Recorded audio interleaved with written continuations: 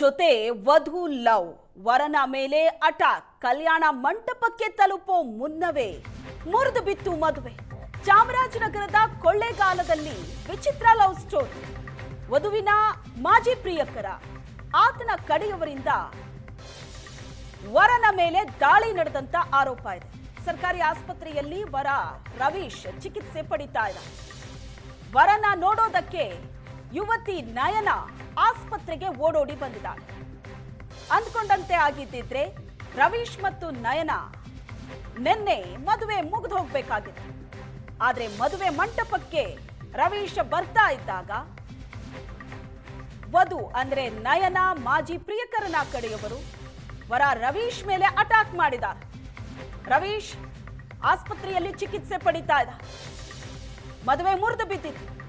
ಈಗ ಆಸ್ಪತ್ರೆಗೆ ಬಂದು ಮದುವೆಗೆ ಮನವೊಲಿಸೋದಕ್ಕೆ ವಧು ಯತ್ನ ನಡೆಸಿರೋದು. ಯುವತಿಯನ್ನ ಮದುವೆ ಆಗೋದಕ್ಕೆ ವರ ರವೀಶ್ ನಿರಾಕರಿಸಿದ್ದ. ಯಾಕಂದ್ರೆ ಈ ಹಿಂದೆ ಫೋನ್ ಕೂಡ ಬಂದಿತ್ತು, ಆಕೆಯನ್ನ ಮದುವೆ ಆಗೋದು ಬೇಡ, ಮದುವೆ ಕ್ಯಾನ್ಸಲ್ ಮಾಡು ಅಂತ. ಅದ್ಯಾವುದನ್ನು ಕಿವಿಗೆ ಹಾಕೊಳ್ಳದೆ ರವೀಶ್ ಮದುವೆ ಆಗೋದಕ್ಕೆ ರೆಡಿ ಆಗಿದ್ದ. ಈಗ ನೋಡಿದ್ರೆ ಚಾಕುವಿನಿಂದ ಆತನ ಮೇಲೆ ಅಟ್ಯಾಕ್ ಆಗಿದ್ದಕ್ಕೆ ಆತ ಮದುವೆಯನ್ನ ಕ್ಯಾನ್ಸಲ್ ಮಾಡಿದ್ದ.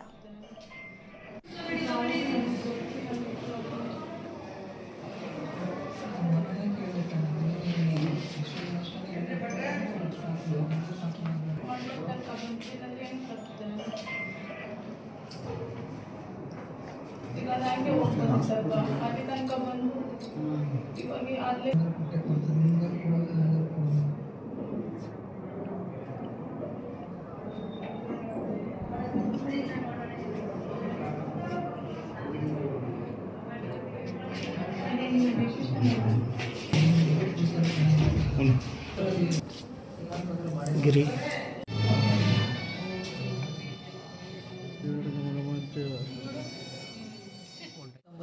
ನನ್ನ ಮದುವೆ ಇತ್ತು. ಚೌಟ್ರಿಗೆ ಬರಬೇಕಾದ್ರೆ ಹುಡುಗರು ನನಗೆ ಅಟೆಂಪ್ಟ್ ಮರ್ಡರ್ ಮಾಡಿದ್ದಾರೆ. ಮತ್ತು ಜೀವ ಹೆದರಿಕೆ ಕೂಡ ಹಾಕಿದರು. ಆ ಹುಡುಗಿಗೆ ನಾನು ಕೇಳಿದ್ದು ಇಷ್ಟ ಇದೆ ಇಲ್ಲ ಅಂತ. ಆದರೆ ಅವಳು ಇಷ್ಟ ಅಂತ ಹೇಳಿದ್ರು. ಅದಕ್ಕೋಸ್ಕರ ಮದುವೆ ನಾನು ಕ್ಯಾನ್ಸಲ್ ಮಾಡೋಕ್ಕೆ ಹೋಗಲಿಲ್ಲ. ಚೌಟ್ರಿಗೆ ಬರಬೇಕಾದ್ರೆ ನನಗೆ ಅವರು ಕೊಲೆ ಬೆದರಿಕೆ ಹಾಕಿದ್ರು ಮತ್ತು ಕೊಲೆ ಮಾಡೋಕ್ಕೆ ಪ್ರಯತ್ನ ಪಟ್ಟರು. ಯಾರು? ಹುಡುಗ ಅಂದರೆ ಆ ಹುಡುಗಿ ಲವ್ ಮಾಡ್ತಿರೋ ಹುಡುಗ ನನಗೆ ಬೆದರಿಕೆ ಹಾಕಿದ್ದ. ಸೊ ಹಂಗಾಗಿ ಈ ಥರ ಅಟೆಂಪ್ಟ್ ಮಾಡಿದ್ದಾರೆ. ತುಂಬ ಅನ್ಯಾಯ ಆಗಿದೆ ನನಗೆ. ಮತ್ತು ಮದುವೆ ಕೂಡ ತುಂಬ ಖರ್ಚು ಮಾಡಿದ್ದೀವಿ. ಇದಕ್ಕೆಲ್ಲ ಯಾರು ಹೊಣೆ? ನಮ್ಗೆ ನ್ಯಾಯ ಕೊಡಿಸ್ಕೊಡ್ಬೇಕಂತ ಕೇಳ್ಕೊಡ್ತಾಯಿದ್ದೀನಿ. 9:30ಕ್ಕೆ ನನ್ನ ಮದುವೆ ಇತ್ತು. ಚೌಟ್ರಿಗೆ ಬರಬೇಕಾದ್ರೆ ಹುಡುಗರು ನನಗೆ ಅಟೆಂಪ್ಟ್ ಮರ್ಡರ್ ಮಾಡಿದ್ದಾರೆ. ಮತ್ತು ಜೀವ ಹೆದರಿಕೆ ಕೂಡ ಹಾಕಿದರು. ಆ ಹುಡುಗಿಗೆ ನಾನು ಕೇಳಿದ್ದು ಇಷ್ಟ ಇದೆ ಇಲ್ಲ ಅಂತ. ಆದರೆ ಅವಳು ಇಷ್ಟ ಅಂತ ಹೇಳಿದ್ರು. ಅದಕ್ಕೋಸ್ಕರ ಮದುವೆ ನಾನು ಕ್ಯಾನ್ಸಲ್ ಮಾಡೋಕ್ಕೆ ಹೋಗಲಿಲ್ಲ. ಈ ಬಗ್ಗೆ ಹೆಚ್ಚಿನ ಡೀಟೇಲ್ಸ್ ಅನ್ನ ಕೊಡ್ತಾರೆ ನಮ್ಮ ಪ್ರತಿನಿಧಿ ಪುಟ್ಟರಾಜು ಸಂಪರ್ಕದಲ್ಲಿದ್ದಾರೆ. ಪುಟ್ಟರಾಜು, ಬೆಳಿಗ್ಗೆ ಅಷ್ಟೇ ರವೀಶ್ ಮಾತಾಡಿದಾಗ ಈ ಮದುವೆ ಕ್ಯಾನ್ಸಲ್ ಮಾಡಿದೀವಿ, ಹಿಂದೆನೂ ಫೋನ್ ಬಂದಿತ್ತು, ಮದುವೆ ಆಗೋದು ಬೇಡ ಅಂತ ಥ್ರೆಟ್ ಮಾಡಿದ್ರು, ಆದ್ರೂ ನಾನು ಮದುವೆ ಆಗೋದಕ್ಕೆ ಒಪ್ಕೊಂಡಿದ್ದೆ. ಈಗ ನೋಡಿದ್ರೆ ನನಗೆ ಚಾಕುವಿನಿಂದ ಅಟ್ಯಾಕ್ ಮಾಡಿದ್ದಾರೆ, ಹಾಗಾಗಿ ಮದುವೆ ಕ್ಯಾನ್ಸಲ್ ಆಗಿದೆ ಅಂತ. ಆದ್ರೆ ಈಗ ಹುಡುಗಿ ಬಂದು ಮದುವೆಗೆ ಮತ್ತೆ ಮನವೊಲಿಸೋದಕ್ಕೆ ಪ್ರಯತ್ನ ಪಟ್ಟಿದ್ದು ಏನಾಗಿದೆ ಈಗ?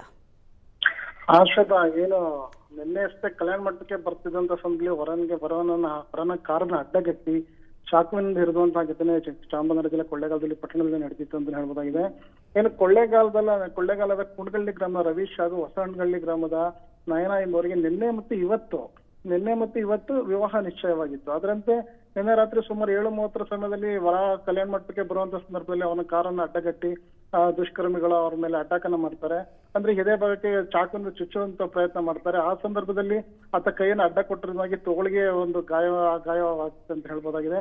ಆದ್ರೆ ಇದು ಯಾಕೆ ಅನ್ನೋಂತ ಸಂದರ್ಭದಲ್ಲಿ 15 ದಿವಸ ಹಿಂದೆ ಈ ನಯನ ಬೆಂಗಳೂರಿನಲ್ಲಿ ನರ್ಸಿಂಗ್ ಹೋದಂತ ಸಂದರ್ಭದಲ್ಲಿ ನಯನ ಮತ್ತೆ ಯಾರ ದರ್ಶನ್ ಅನ್ನುವಂತಹ ವ್ಯಕ್ತಿ ಜೊತೆ ಇಬ್ಬರಿಗೂ ಲವ್ ಆಗಿತ್ತು ಅನ್ನುವಂತ ಮಾಹಿತಿ ಲಭ್ಯವಾಗಿದೆ.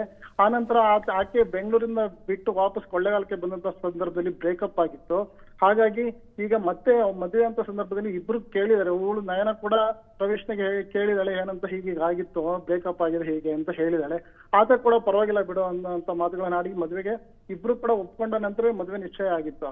ಆದ್ರೆ ಈಗ ಕಳೆದ 15 ದಿವಸದಿಂದ ಈ ವಧುವಿನ ನಯನ ಕಡೆ ದರ್ಶನ್ ಏನ್ ಮಾಡಿದಾನೆ ಅಂತಂದ್ರೆ ಈತನಿಗೆ ರವೀಶ್ಗೆ ಫೋನ್ ಮಾಡಿ ನೀನು ಯಾವ್ದೇ ಕಾರಣಕ್ಕೂ ಆಕೆಯನ್ನ ಮದುವೆ ಆಗ್ಬಾರ್ದು, ಅನ್ನುವಂತ ವಾರ್ನ್ ಕೂಡ ಮಾಡಿದ್ದ. ಏನಾದ್ರು ಮದುವೆ ಮಾಡಿದ್ರೆ ನಿನ್ನನ್ನು ಮುಗಿಸ್ಬಿಡ್ತೀನಿ ಅನ್ನುವಂತ ಮಾತುಗಳನ್ನ ಆಡಿದ್ದ ಅನ್ನೋಂತ ಮಾಹಿತಿ ಲಭ್ಯವಾಗಿದೆ. ಅದರಂತೆ ನಿನ್ನೆ ಹೋಗುವಂತ ಸಂದರ್ಭದಲ್ಲಿ ಆತನ ಮೇಲೆ ಅಟ್ಯಾಕ್ ಕೂಡ ಮಾಡಿದ್ದಾರೆ. ಆದ್ರೆ ದರ್ಶನೇ ಮಾಡಿದಾನೋ ಅಥವಾ ದರ್ಶನ್ ಕಡೆಯವರು ಮಾಡಿದಾರೋ ಅನ್ನುವಂತ ಮಾಹಿತಿ ಇನ್ನು ಪೊಲೀಸ್ ತನಿಖೆಯಿಂದ ಹೊರಬರಬೇಕಾಗಿದೆ.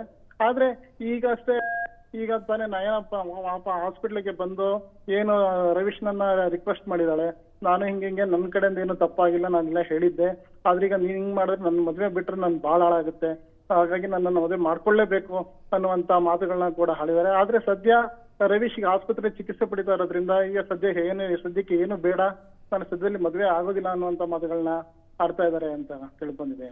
S, thank you Puttaraj.